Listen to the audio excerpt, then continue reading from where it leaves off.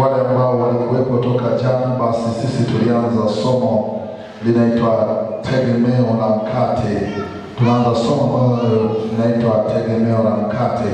Wale ambao hawakuwepo toka ile siku ya jana ibadani, somo tunaloenda nalo linaitwa tegemeo la mkate.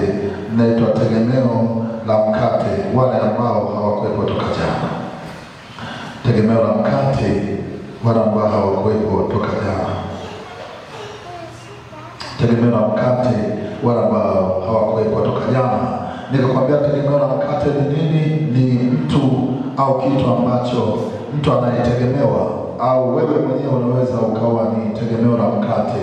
Kwa mantiki hiyo, kila mmoja aliyokuwa hapa ni tegemeo la mkate. Tegemeo la mkate ni mtu au kitu ambacho kinategemewa katika uzima, katika mambo yote ambayo yanaendelea. Na wakati huo mstari ambao tunasimamia mstari ni kitabu kile cha Walawi 26. Walawi 26 mstari wa kwanza mpaka ule wa 14. Alafu tunaruka tunakuja kusoma mstari wa 26, ambao mstari wa 26 ndio ulibeba dhima yote. Mstari wa 26 ndio ulibeba dhima yote. Mstari wa 26 ndio ulibeba kila kitu. Walawi 26 mstari ule wa 26 Walawi 26 mstari ule wa kwanza mpaka ule wa 14. Alafu tunaruka tunasoma mstari wa 26. Ibadani tulisoma kwa uzuri zaidi, nami naomba nisome tena hii mstari afu tutakuja kuruka. Biblia inasema hivi kwenye Walawi 26 mstari wa kwanza mpaka ule wa 14, afu tunaruka tunasoma mstari wa 26. Asema, msijifanyie sanamu yoyote wala msisujudu sanamu ya kuchonga wala mnara, wala msiweke jiwe lolote lililochorwa katika nchi yenu ili kulisujudia, kwa kuwa mimi ni Bwana Mungu wenu. Zishikeni sabato zangu na kupastahili patakatifu pangu. Mimi ndimi Bwana. Kama mkienda katika amri zangu na kuyashika maagizo yangu na kufanya, ndipo nitakapozinyeshea mvua zenu kwa nyakati zake, na nchi itazaa maongeo yake, na miti ya mashambani itazaa matunda yake. Mstari wa 5. Tena kupuruga nafaka kwenu kutaendelea hata wakati wa kuvuna zabibu, na kuvuna zabibu kutaendelea hata wakati wa kupanda mbegu. Nanyi mtakula chakula chenu na kushiba na kuketi katika nchi yenu salama. Nami nitawapa amani katika nchi, tena watalala wala hapana atakayewatia hofu. Nami nitawakomesha wanyama wabaya katika nchi yenu, wala hautapita upanga katika nchi yenu. Nanyi mtafukuza adui zenu, nao wataanguka mbele zenu kwa upanga. Na watu 5 wa kwenu watawafukuza watu 100, na watu 100 wa kwenu watawafukuza watu 10,000, na adui zenu wataanguka mbele yenu kwa upanga. Nami nitawaelekeza uso wangu na kuwapa uzazi mwingi na kuwaongeza, nami nitalithibitisha agano langu pamoja nanyi mtakula akiba ya zamani mlioiweka siku nyingi. Tena hayo ya zamani mtayatoa ili mnyaweke yaliyo mapya. Mstari wa 11. Nami nitaweka maskani yangu kati yenu, wala roho yangu haitawachukia. Mstari wa 12. Nami nitakwenda kati yenu, nami nitakuwa Mungu wenu, nanyi mtakuwa watu wangu. Mimi ndimi Bwana Mungu wenu niliyewaleta mtoke katika nchi ya Misri, ili msiwe watumwa wao. Nami nitaivunja miti ya kongwa lenu nikawaendesha mwende sawasawa. Mstari wa 14. Lakini msiposikia wala hamtaki kuyafanya maagizo hayo yote. Mstari ule wa 26 tunauruka sasa. Walawi 26 mstari wa 26. Anasema, hapo mtakapovunja tegemeo lenu la mkate, wanawake 10 wataoka mikate yenu katika tanuru moja, nao watawapa mikate yenu tena kwa kupima kwa mizani, nanyi mtakula lakini hamtashiba. Mstari wa 26 ndio tunasimamia hapo. Mtakapolivunja tegemeo lenu la mkate, wanawake 10 wataoka mikate yenu katika tanuru moja, nao watawapa mikate yenu tena kwa kupima kwa mizani, nanyi mtakula lakini hamtashiba. Jana nimekufundisha habari ya tegemeo la mkate, na nilianza mbali kidogo, na sasa hivi pia nianze mbali kidogo. Jana nilikwambia ni Mungu aliwaambia wana wa Israeli walipotoka utumwani Misri. Baada ya kutoka utumwani Misri, waweza kufika jangwani. Walipofika jangwani, wana wa Israeli walichoka. Baada ya kuchoka, Mungu akaona afanye jambo moja, amuinue Musa kwenda kuomba madhabahuni.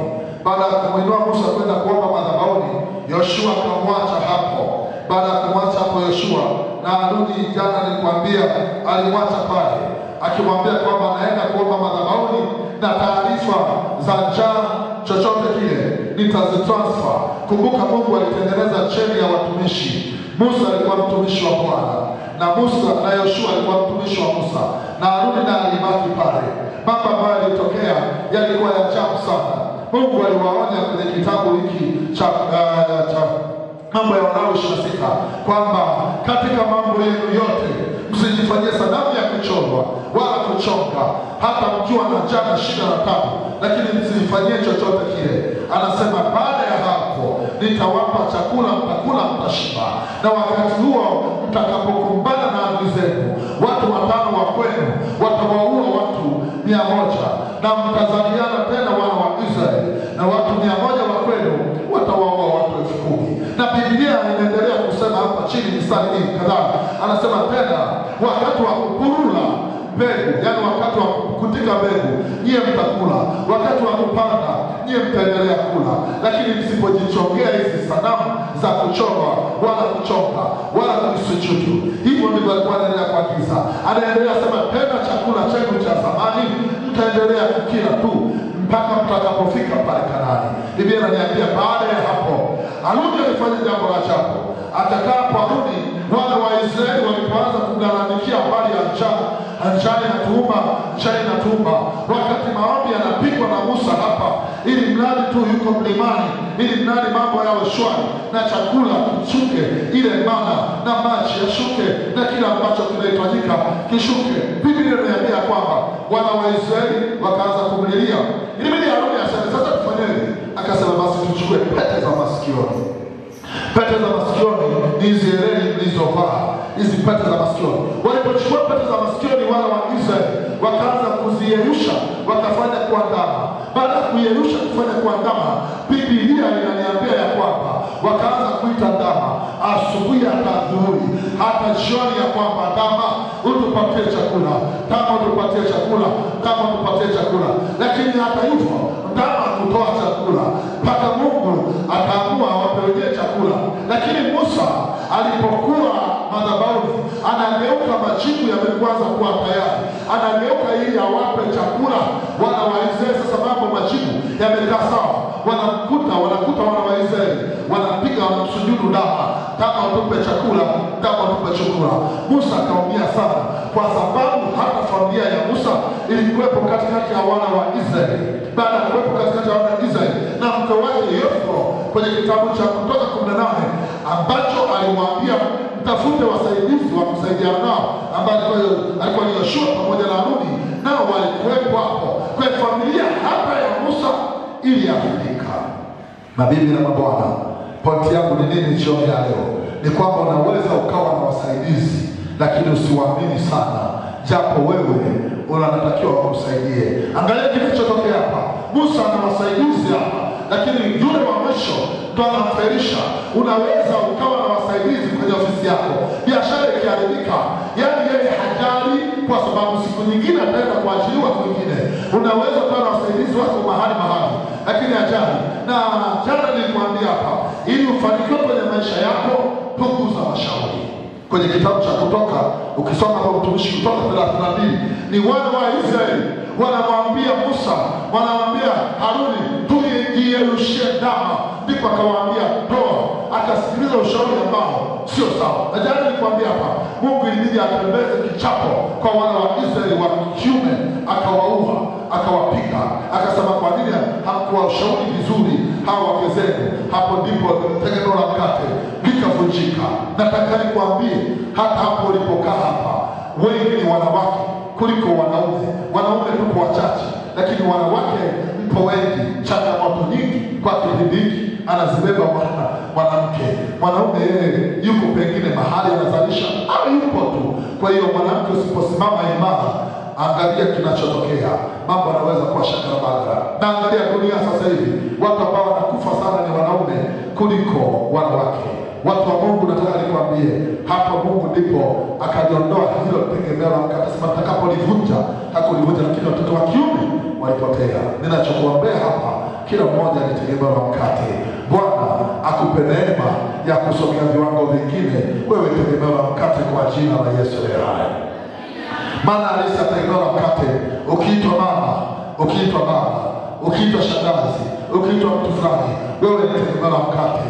Na kuombea kwa Mungu ni hai, hata kama na magumu kiasi gani, usiangalie magumu. Angalia kwamba mimi kuna watu wananitegemea. Paka leo Morogoro watakusumbua, yaani watakusumbua. Lakini at the end of the day, ukishajitambua wewe ni tegemeo la mkate, huumizwi na wala kusumbua. Unatakiwa uangalie watu ambao umewabeba mgogoni. Wana wa Israeli wanataka kupotezwa na mtu mmoja aliyebeba hatima yao, naye ni Haruni pale. Na ulia kidogo ya jana. Na jana nilikwambia mambo yafuatayo. Mungu ilibidi azalishe hao watumishi.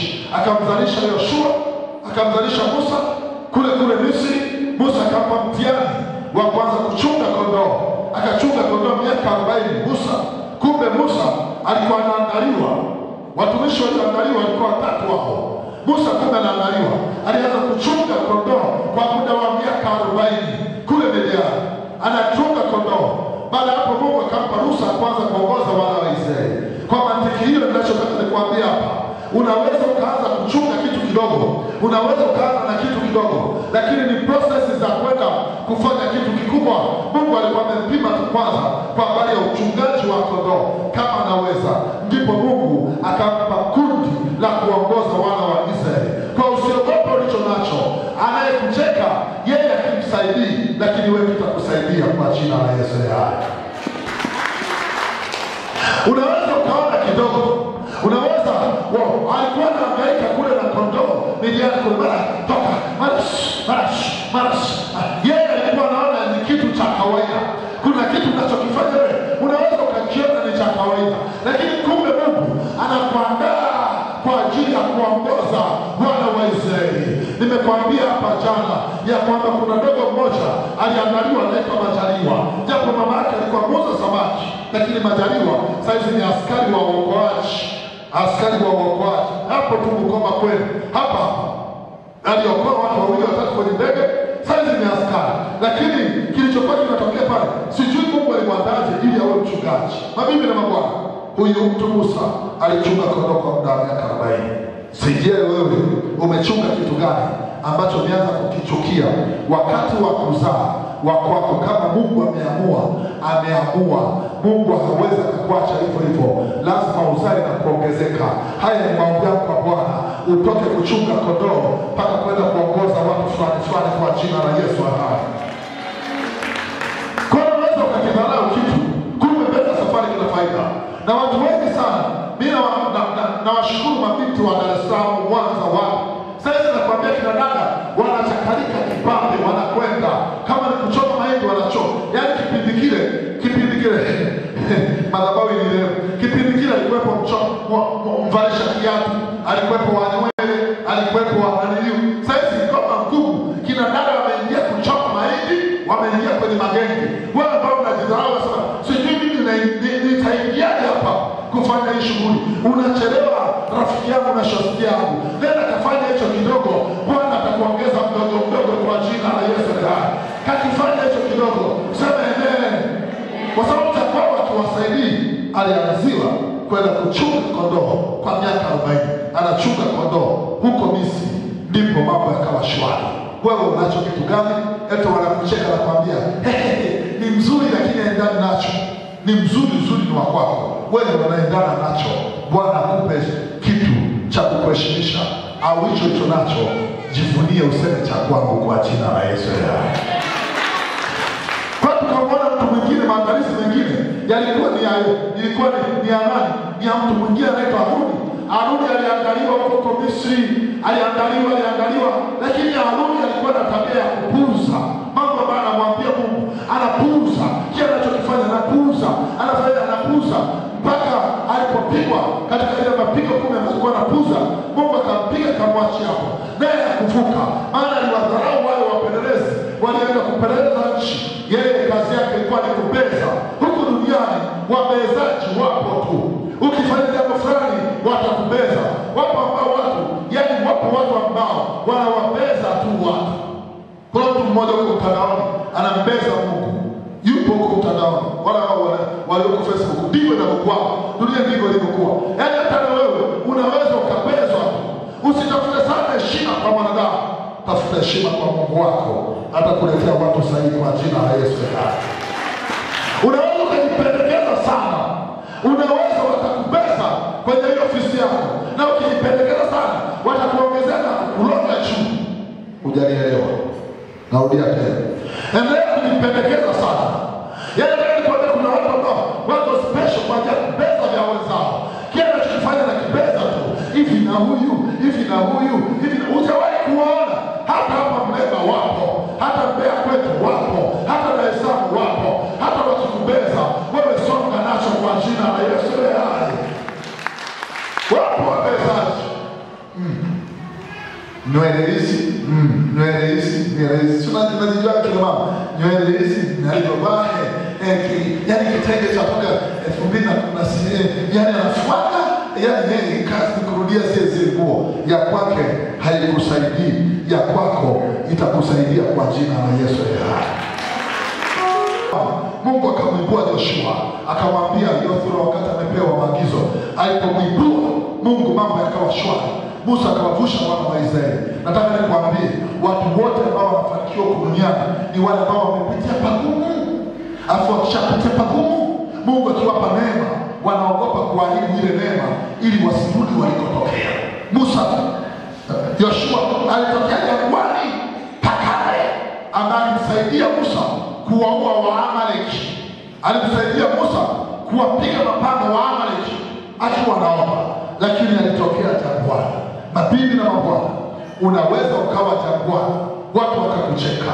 Yawezekana jangwani yako ikawa ya magonjwa, ikawa ya presha, ikawa ya umasikini, ikawa ya kukimbiwa, ikawa ya kubezwa. Lakini nataka nikwambie, watu wote ambao washindi huwa waangaliani kubezwa, wanaangalia wakishachomoka wale waliowabeza wawafuate nyuma kwa jina la Yesu.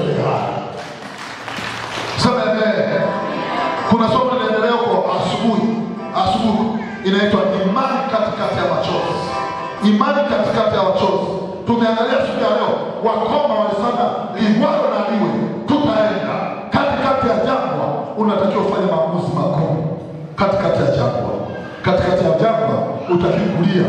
Katikati ya jangwa usione mpweke. Hata kama hawakuelewi, kesho watakuelewa. Leo hawakuelewi, kesho watakuelewa. Na mimi maombi yangu kwa Bwana, leo uko jangwani, hawakuelewi, kesho watakuelewa kwa jina la Yesu. Hawakuelewi leo hawakuelewi, kesho watakuelewa. Na haya ni maombi yangu kwa Bwana, ya kwamba kesho isifike, jioni ya leo wakuelewe kwa jina la Yesu. Washindi, Bwana Yesu asifiwe. Nimerudia sana kwa sababu nimeona sura nyingi nyingine. Tegemeo la mkate. Jana nilikwambia mambo yanayomwandama tegemeo la mkate. Jana nilikwambia tegemeo la mkate lina tabia ya kuchorewa mipaka. Andika, lina tabia ya kuchorewa mipaka. Jana nilikwambia tegemeo la mkate lina tabia ya kuchorewa mipaka. Wewe kama ni tegemeo la mkate, uwe unajua kwamba lazima watu wakuchoree mipaka. Torati 34 mstari wa 4, Mungu anamwambia Musa, nimekupa watu hawa lakini hautavuka huko.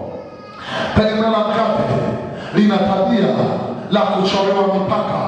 Narudia tena, Tegemeo la mkate lina tabia ya kuchorewa mipaka, ya kwamba huyu mtu amefanikiwa au hajafanikiwa, huyu mtu tumchoree mipaka. Tuliona wana wa Israeli wameongozwa na Musa, lakini cha ajabu Musa anakuja kufa ghafla binivuu. Musa anakuja kufa hapo tu kwenye mto Yordani. Kwa hiyo tabia ya kuchorea mipaka haijaanziwaga kwako, ilianziwa kwa Musa, na Musa alikufa hapo. Watu wengi tumechorewa mipaka, na jana hapo tumeomba mapepo yametemka hapa na watu wamefunguliwa. Kwa sababu gani? Kuna watu ambao wameshajipanga au walishajipanga ya kwamba hautavuka hapa, lakini ashukuru Mungu aliyeleta semina hii ya kwamba hapo ulipo utavuka na utasonga mbele yao kwa jina la Yesu aliye hai. Hapo ulipo utavuka. Kuna msemo mmoja uko mtaani, anasema tunamtukana mama na mto tunavuka. Ni Luka, si Luka 23, tutawatafutia baadaye. Yesu aliwaambia wanafunzi, aliwaambia wanafunzi wake Petro, si Yohana, aambia neno kawaambia wale mbweha, ya kwamba Yesu naye alikuwa na kauli zake kidogo za matusi ambazo ukizifafanua vizuri sasa, neno kawaambia wale mbweha kwamba nipo hapa siku ya kwanza, ya pili, ya tatu, na kemea mapepo. Niko wapi mtumishi? Si tungeitafuta hii neno kawaambia wale mbweha. Uwaambie wale mbweha ya kwamba, yani anasema kawaambia wale mbweha, nimehifadhi mahali hapa, sijui iko wapi, tafadhali nitakuletea baadaye. Akaambia uwaambie wale mbweha kwamba nipo hapa, sitaondoka siku ya kwanza, ya pili, ya tatu, na kemea mapepo, nitakuwepo hapa. Ndivyo inavyokuwa kwamba kuna watu ambao wametuchorea mipaka, lakini katika kutuchorea kote mipaka tutawaambia tunawaambia ngoja kwa kusomea ni Luka 13. Luka 13 mstari wa 30 mpaka ule 33. Anasema hivi, na tazama, Luka 13 mstari wa 30 mpaka 33. Anasema hivi, na tazama wako waliokuwa na tazama wako walio wa mwisho watakuwa wa kwanza, na wa kwanza watakuwa wa mwisho. Saa ile ile Mafarisayo kadha wa kadha walimwendea wakamwambia, toka hapa uende mahali pengine, kwa sababu Herode anataka kukuua. Akamwambia, mstari wa 32, akamwambia, nendeni mkamwambie yule mbweha, tazama leo na kesho natoa pepo na kuponya wagonjwa, siku ya tatu itakamilika. Luka hivyo, Luka anawaambia, nenda mkawaambie wale mbweha ya kwamba siku ya tatu tutaondoka hapa, kama ni mbale basi aje. Nami nakutangazia hapa, kila aliyekuchorea mpaka ya kwamba hutatomboa kwenye hiyo biashara, kwenye hiyo ndambe, tunawaambia mbweha wote siku ya tatu tuko na awale kwenye hiyo ofisi yako. Tunatuma damu ya Yesu kabla hajafika kwenye ofisi yako, wakalambwe kwa jina la Yesu aliye hai. Washindi sema amen. Wote waliochora mipaka anaambia nenda mkawaambie mbweha. Hiyo ni Luka 13 mstari wa 32. Nenda mkawaambie. Yesu anaambia nenda mkawaambie wale mbweha. Wapo waliotuchorea mipaka, wapendwa. Kila mmoja hapa ana mpaka wake, na kila siku hapa tutakuwa tunafuta mipaka. Aliyekuchorea mipaka ya utajiri, aliyekutolea mipaka ya kwamba utaishia kwenye ndoa, kwenye biashara, kwenye kazi, tunatangaza kwenye hii madhabahu mpaka tutakapoondoka hapa, wataifuta mipaka wenyewe kibabe, by force, by power. Kama walienda kwa waganga kienyeji, wataondoa hilo jina, watakurejeshea jina lako kwa jina la Yesu aliye hai. Kila utakachokifanya kitaendelea mbele. Washindi waseme amen. Kwa pote ya kwanza jana, tuna tabia ya kuchorea mipaka kama taimamuka. Tuna tabia hiyo. Utasikia mtu hana mapepo, lakini fuso yake imeharibika. Yaani mtu sawa, ana kitu fulani, yeye ni binti mzuri, yuko anafaa kabisa kuolewa, lakini anakuambia hautavuka hapa. Yaani uko ni mchayani, yani utasikia pressure hiyo, ni mpaka huo. Na jioni ya leo Bwana atupe kuvuka kwa jina la Yesu leo. Pote nyingine nimerudia sana, sitarudia tena kesho namna hii. Pote ya pili, kutengenezewa chuki. Sio chuki, kutengenezewa chuki. Mambo yanayoandama tegemeo la mkate. Ya kwanza kuchorea mipaka, ya pili kutengenezewa chuki. unatengenezewa chuki. Yaani tegemeo la mkate lina tabia ya kutengenezewa chuki, wakiona unajifaidi na mtu fulani. Tegemeo la mkate una tabia ya kutengenezewa chuki. Kitabu kile nakipendaga na kila ninapokuja lazima nikisome. Mwanzo 37 mstari wa 8. Mwanzo 37 mstari wa 8. Biblia inasema hivi, Mwanzo 37 mstari wa 8, nakusomea haraka. Mwanzo 37 mstari wa 8 asema hivi, ndugu zake wakamwambia, je, kweli wewe utatumiliki sisi nasi utatutawala sisi? Wakazidi kumchukia kwa ajili ya ndoto yake na kwa maneno yake. Wakazidi kumchukia. Nisikilize kwa makini. Kama wewe tegemeo la mkate, watu wanatabia kutengenezea chuki. Yule anayekuchukia hakufikishi ujumbe moja kwa moja, ila anatengeneza chuki juu yako. Bado hujanielewa? Yaani ujue ya kwamba watu wana tabia ya kukutengenezea chuki. Kwa mantiki hiyo, ninachotaka kufundisha hapa jioni ya leo, huyu ni Musa ambaye tunamsomaga kila siku. Musa alipendwa na baba yake, akaachiwa kama mfugaji wa kondoo kwa mchungaji, na baadaye akavishwa vazi, akavishwa na mapete, akapendwa na baba yake.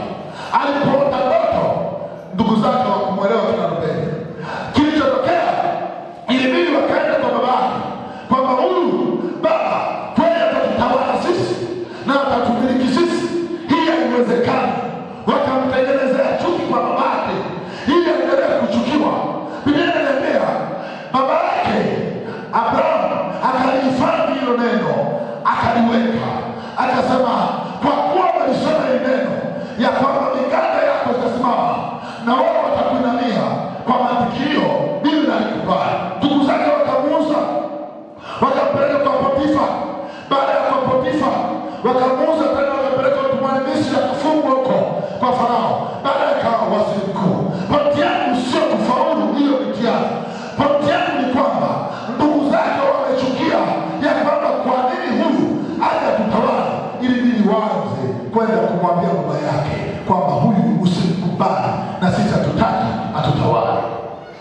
Na mimi Bwana, kwenye mahusiano yoyote yale, mahusiano yoyote yale, yawe ya kibiashara, yawe ya kindoa, yawe ya kiuchumi, pote leo Morogoro, watu ambao wanatengeneza chuki hawakosekani, wapo.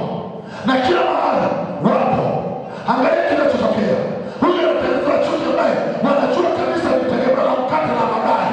Kwa mantikia, watu wao walimulika ya kwamba wanaenda kwa waziri mkuu kwetu tumchonganishe babake ili azime taa, kwa sababu taa hii inawaka sisi hatuwezi kuzima, ili anayempa vitu vyake babake ili tuizime taa. Ilibidi Mungu amtambulishe kwa kufungwa mahali.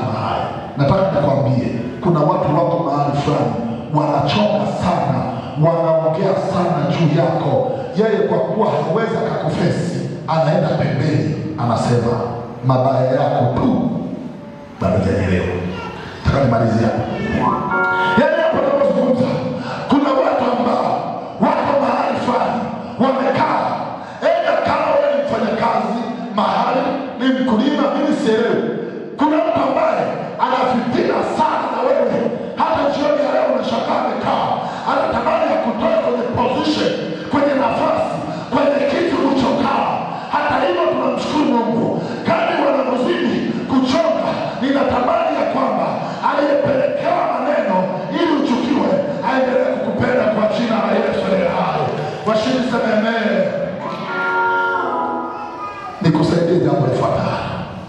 Watu wengi wamepotea mahali. Leo nafundisha sana, naomba nishuke hapa kidogo. Mungu ana tabia ya kumtenganisha mtu. Kwa mfano, mimi naweza nikaja hapa nikamchongea madamu hapa kwa huyu ili asifaidike na mimi, pote ya Morogoro, ili wataka naye. Sikiliza, Mungu, kuna kipindi Mungu alikutenga na mtu fulani. Nimeshuka hapo nielewe. Mungu ana tabia kama ni tegemeo la mkate, wanakutegemea wenzao, ana tabia kukutenga na watu fulani. Sasa changamoto ndio nayo, kwa sababu wewe unaiangalia leo ya kwamba leo nitafanyaje, leo itakuwaje, unachokiona wewe unashangaa Mungu anakutenganisha pa, unaanza kufanikiwa, unasema sasa huyu atanielewaje? Watu wana tabia, wanamzunguka tena Mungu, wanaenda kupatana na yule mtu na mwingine kimya kimya, mbali hajanielewa.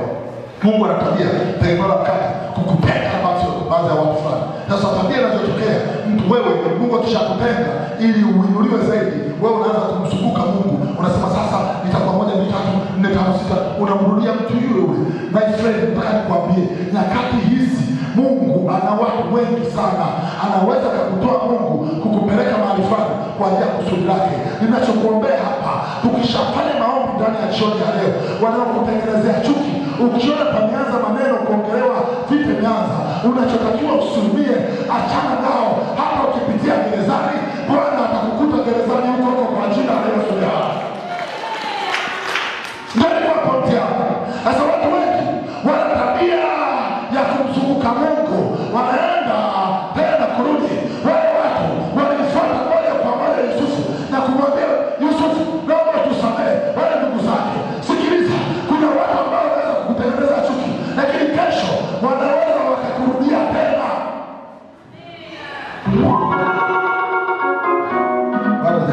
Leo nafundisha, yaani leo ukiona hakuna mbwembwe nyingi sana. Watu wanaweza kutengeneza chuki, na kuna mtu hapa yawezekana ametengenezwa chuki. Kama tengenezwa mkate, unatengeneza chuki. Kuna mtu mmoja hapa alitengenezwa chuki mbali sana.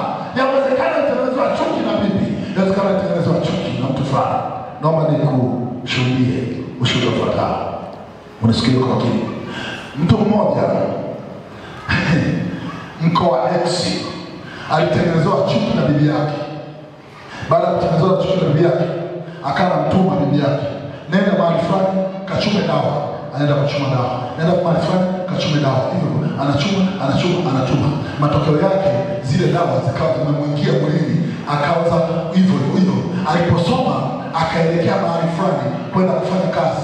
Si muda wa kwenda kufanya kazi, yule dada anazimia mpaka basi ofisi kaanza kumchukia. Bibi amekufa, kumbe anataka aende mahali kule alikokuwepo aanze kutibu watu, wakati yeye tayari ameshakuwa ameenda mahali fulani kuwa mkubwa.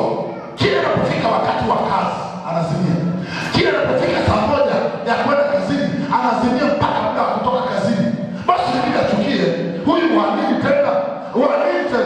Lakini ukikemea pepo anazungumza bibi, anasema huyu nilichukia kwamba kwa nini aende huku, kwa sababu mimi nitakuwa sina mrithi na bibi amekufa. Unafanyaje? Kile unapokwenda watu wanakuchukia. Kuna watu hapa wamepandikizwa vitu na watu ambao walishakufa, na kuombea jioni ya leo, kila aliyekupandikiza chuki hapa amekucholea mpaka tunarudisha maradufu, kupigwa na apigwa kwa jina la Yesu. Washindi waseme amen. Kuna watu wametengenezwa chuki hapa. Kuna watu wapo hapa wametengenezwa chuki. Nikikuangalia hivi, naona hapa umetengenezwa chuki ambayo sio ya kawaida. Ninachosema ni hiki hapa, angalia hapa. Mimi naogopa kumwambia. Naogopa Lameki, naogopa. Kwenda kufanya kwa kuwa Lameki yeye anapata faida pale kwa dada. Nenda kutengeneza hapa chuki na ajabu. Natengeneza hapa chuki kwa sababu ya urudisho alionao huyu mtu. Kwa kuna watu ambao wanaleta maneno kwa watu fulani, wanakuogopa wewe kwa sababu kile ulichokibeba kinamtisha yeye. Akija hapa kuna fire, hapa kuna fire. Kwa kinachotokea kwa kuwa Lameki anafaidika na mtu fulani, kwa nini naenda kuharibu hapa? Kwa sababu mbele wa Lameki ni huyu, sio yeye. Ndicho kinachotokea. Kwa kuna watu hapa mlikuwa na mahusiano ya biashara, ya ndoa, ya uchumi, mkaenda kuchongea kwa watu fulani kwa sababu ameogopa kukufesi moja kwa moja. Lakini nakuombea hapa jioni ya leo kwamba maadui zetu wote wakajifunue jioni ya leo kwa jina la Yesu. Ndicho nilichokuwa nataka nifundishe. Kwa kuna watu ambao wamejificha, wako mahali. Yawezekana ni rafiki zako, yawezekana ni ndugu zako, yawezekana ni jirani yako, yawezekana ni mfanyakazi mwenzako, yawezekana ni mtu ambaye unampenda sana, lakini amejificha, anakutengenezea chuki. Hata jioni ya leo akapigwa kwa jina la Yesu. Kama kupigwa na akapigwa, washindwa sema watu wamekaa na kuombea hapa jioni ya leo. Umefundisha kwa uzuri sana ili unielewe. Zingatia jambo lifuatalo ili ufanikiwe kwenye maisha yako kwa watengeneza chuki. Achana nao. Yaani mimi siku hizi nimejifunza ni mwendo wa kuachana nao. Kila ninapokuwa natengeneza chuki, namuomba Mungu anirudishe tena, Mungu afanye tena, Mungu hivyo. Yaani silaha ya wale ambao kutengeneza chuki, hutakiwi kuchukia, hutakiwi kukasirikia, unachotakiwa uwaweke pembeni kidogo, lakini anza kudili na mambo yako. Wale waliokuwa wanaoga hayo yawaumize tena, yachukue kwako kwa jina la Yesu. Hayo washukuru sana. Bahati mbaya sana wengi wao hapa tulipokaa kama maharage mabovu. Maharage mabovu popote pale unapoyamwaga yanaota. Bahati mbaya na ndugu zetu kitu ambacho hawakijui ya kwamba sisi ni kama maharage mabovu. Kama wanavyotuchukia hapa, tukienda hapa tunafanikiwa. Ndivyo unavyokuwa. Ukichukiwa hapa, ukienda hapa, uwe kama maharage mabovu. Unaonekana kama unakomeshwa, kumbe Mungu anatamani akuinue katikati yao na kila mahali. Na kuombea hapa, ukienda Mbeya kwetu ukafanikiwe, ukienda Dar es Salaam ukafanikiwe, ukienda mahali ukafanikiwe, nenda Rubia ukafanikiwe. Wewe nasema hivi, wakitengeneza chuki hapa, Bwana akuhamishe, akupeleke kwingine. Washukuru waseme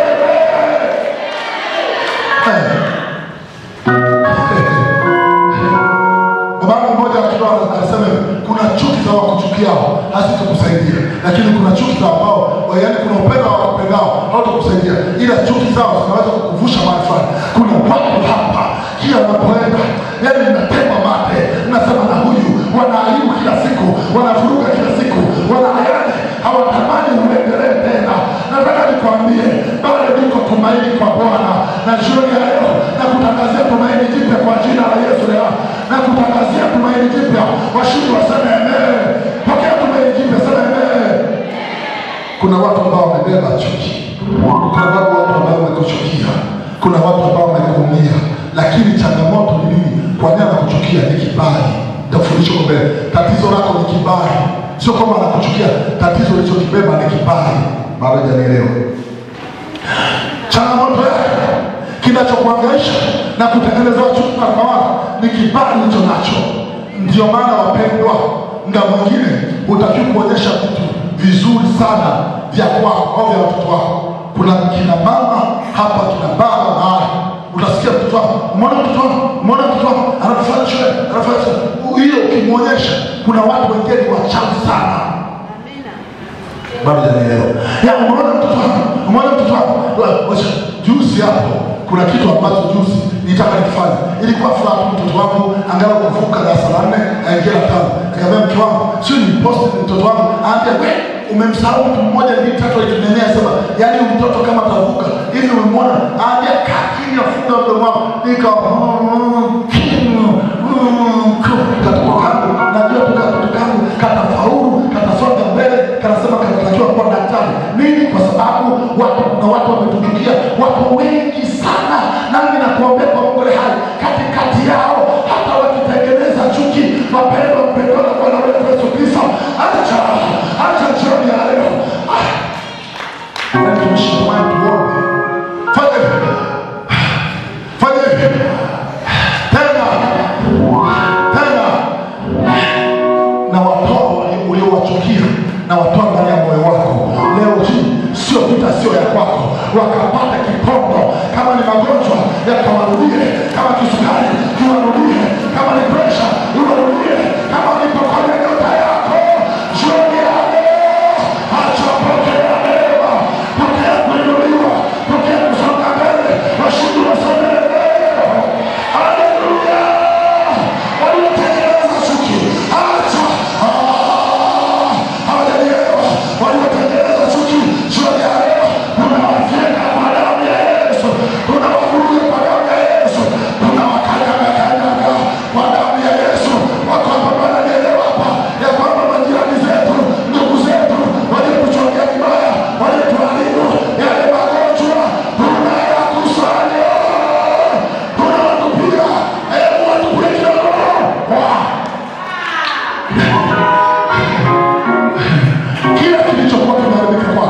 kwa chuki zao kitarudi.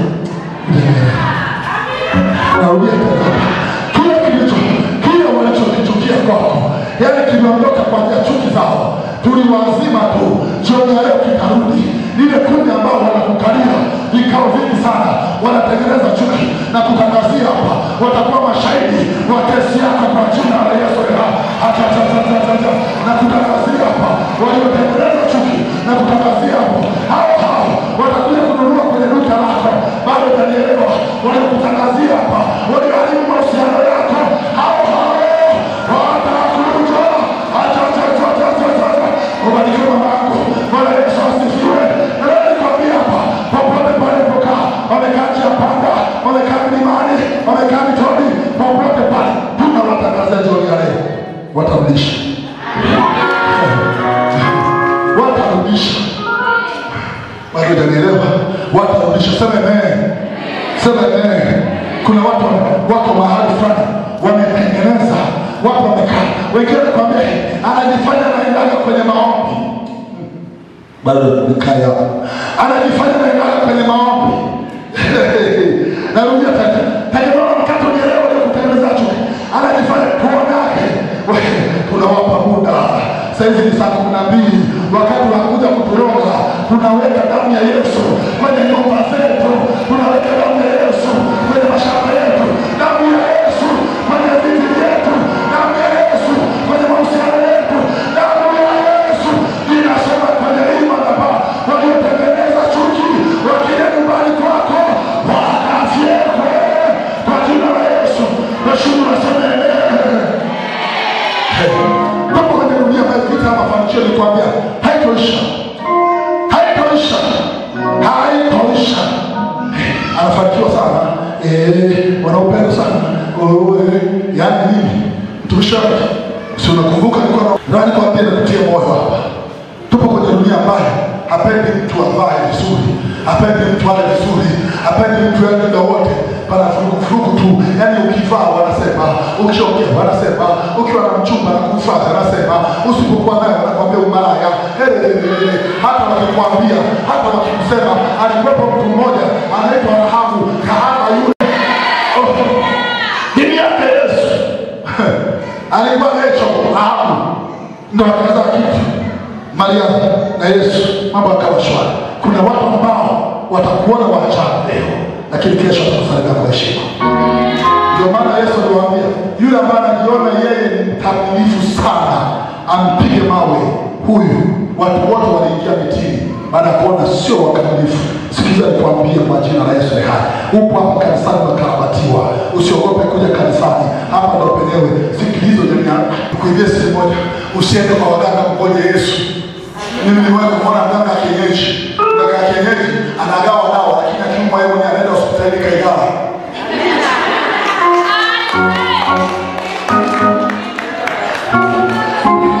Nimewahi kuona mganga kienyeji ameenda kaigawa.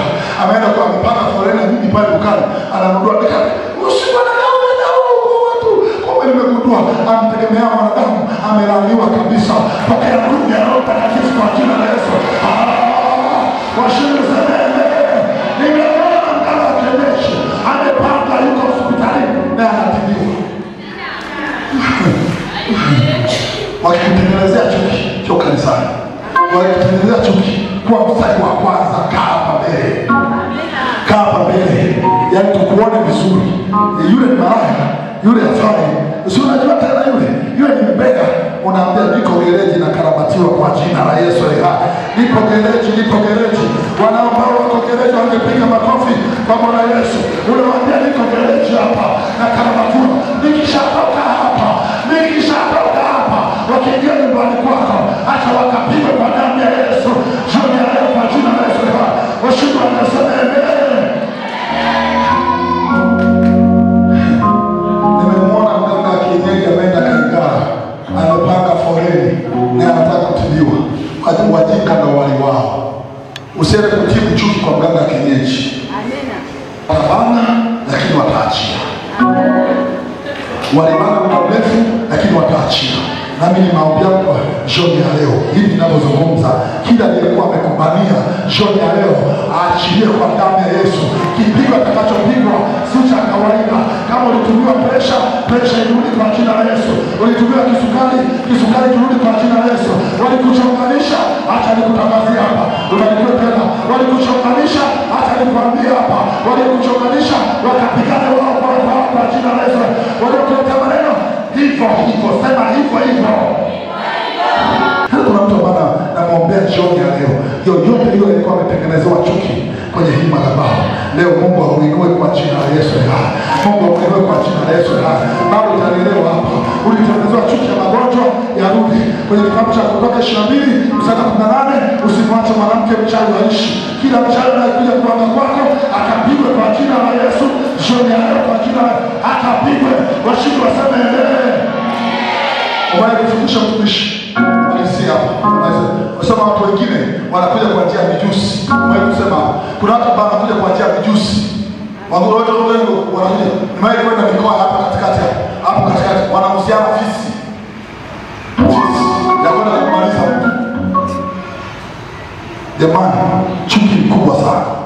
Nami nakuombea chuki ya leo popote pale walipokaa, wakafarakane wao kwa wao, wakapigane wao kwa wao, wasiishi kwa amani, wakakose amani kwa jina la Yesu, wakakose amani kwa jina la Yesu, wakuonapo wakakose amani. Washindi sana popote pale walipo wakakose amani. Kama ni amani wakakose, waliokuwa wanasema imeisha hiyo, waambie naendelea kwa jina la Yesu. Haleluya. Wewe pekee jana kusanyike. Nacho kukwambia wakakoseka amani.